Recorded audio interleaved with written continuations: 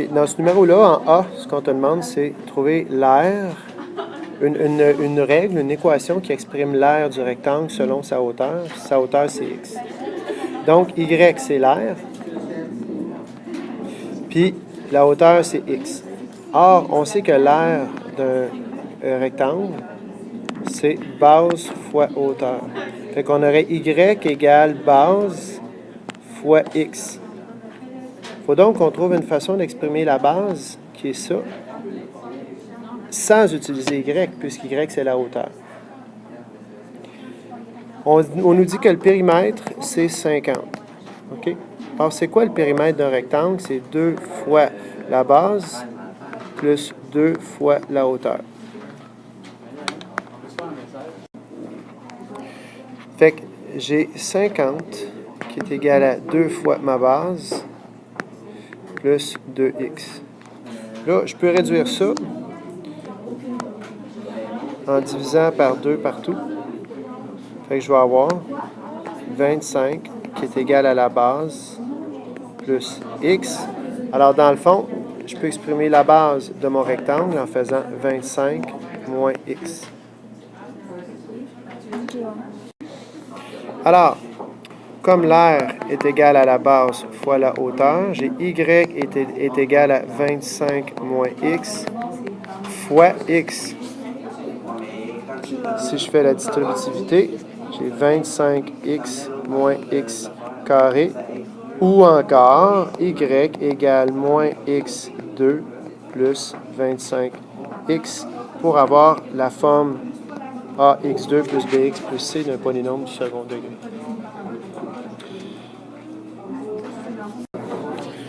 On pourrait se poser la question, pourquoi est-ce que c'est un polynôme du second degré qui exprime la relation entre l'aire et la hauteur? C'est que, en fait, si je regarde ça, j'ai mon x ici puis mon y, ce que ça fait, c'est ça comme ça.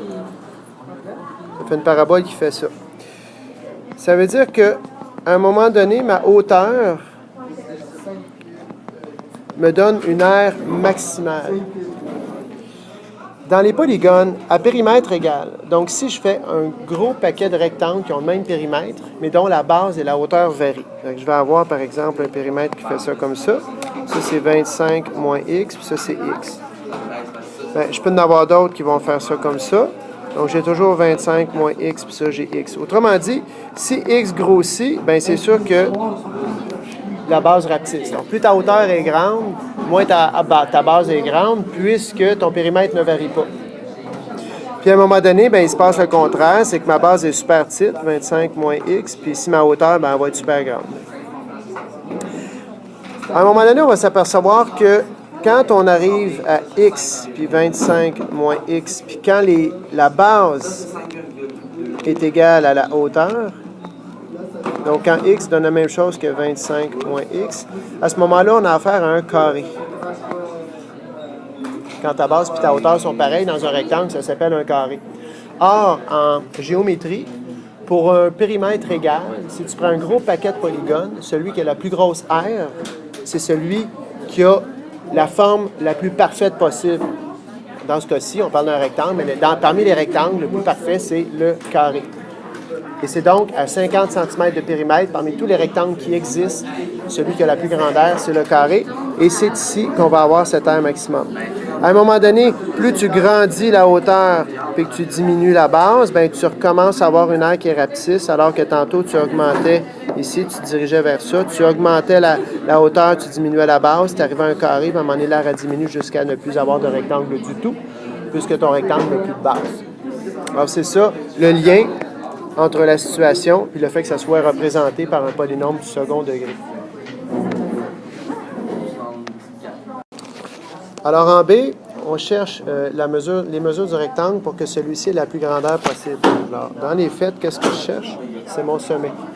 Fait qu'à partir de ta forme générale, moins x carré plus 25x, ben, le h de ton sommet, ça va être moins b sur 2a.